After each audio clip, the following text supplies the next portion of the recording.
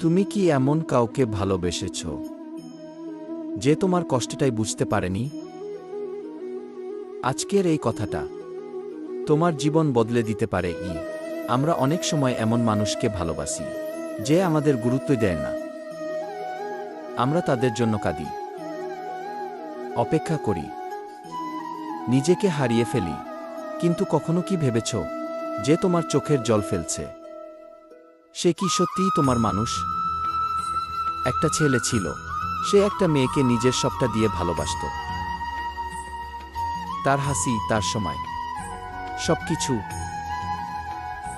কিন্তু ধীরে ধীরে সে বুঝতে পারল সে একাই ভালোবাসছে। মেয়েটা কখনো তার কষ্টটা বুঝেনি, বরং তাকে অবহেলা করেছে। একদিন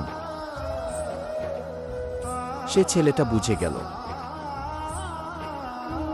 ভালোবাসা মানে শুধু দেওয়া না, বোঝাও দরকার।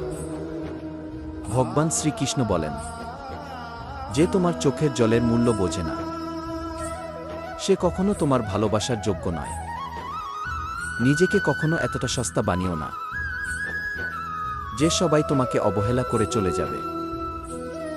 মনে রেখো, সঠিক মানুষ কখনো তোমাকে কাঁদাবে না, বরং তোমার চোখের জল মুছে দেবে। নিজেকে ভালোবাসতে শেখো। তাই আজ থেকেই যে তোমার মূল্য বোঝে না তার জন্য নিজেকে কষ্ট দিও না।